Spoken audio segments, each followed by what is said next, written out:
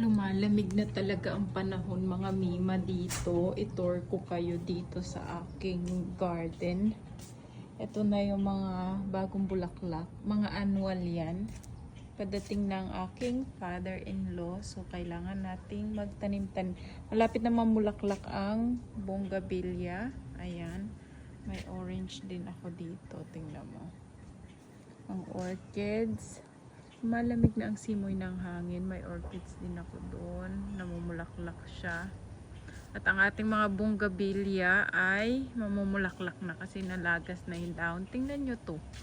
Ang dami-dami niyang mga buds. Diba? Tapos may isa tayo ditong orchids na namumulaklak din. Ayan o.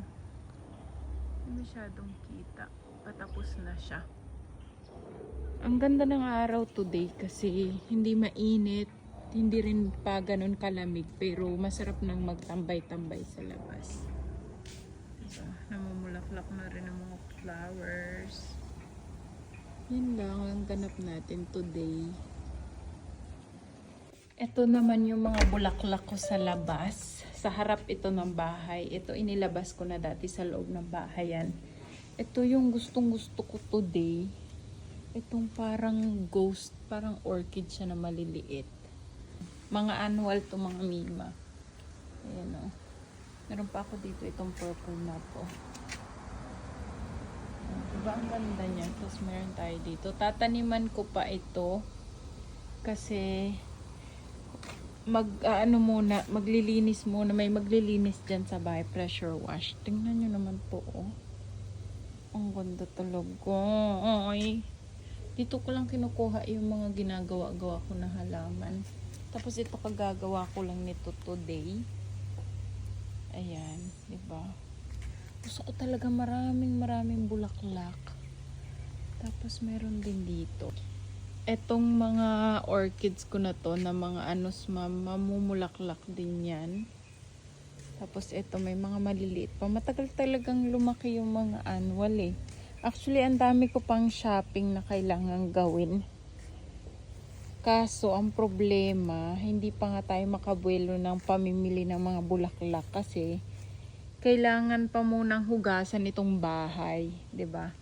This week, bago magtanim. Kasi last year, nagtanim na ako dito ng mga bulaklak. Tapos dumating yung tagahugas ng bahay, yung pressure wash. Diyos ko, nasira lahat ng mga tanim ko. Sayang ang mga binili ko. Tapos ito, ayan. Wala pang laman. Kailangan ko pang talaga mag-shopping ng mga bulaklak. But anyway, yan ang current flower natin. Marami pang kulang. Ito pala ay itinanim ko today. Ito yung pang Pasko. Ayan o, itinanim ko siya today. Ayan. Hanay-hanay sila dito mga mima. Ayan. Tapos ito, kailangan ko pa yan punuin ng bulaklak. Good luck sa credit card ng ating asawa. Paldo na naman. Cute talaga nito. Ito, kailangan ko rin itong lagyan ng bulaklak dito. At tanggalin yan. May harang yan kasi inaakyatan niya ng aso ko. Ito kailangan ko itong lagyan ng mga bulaklak. Dito wala pang ganap. Diba? Konti pa. Konti na lang.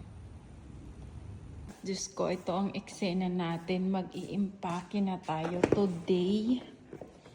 Ayan. Mag-i-impake tayo nitong lahat ng ito mga mima.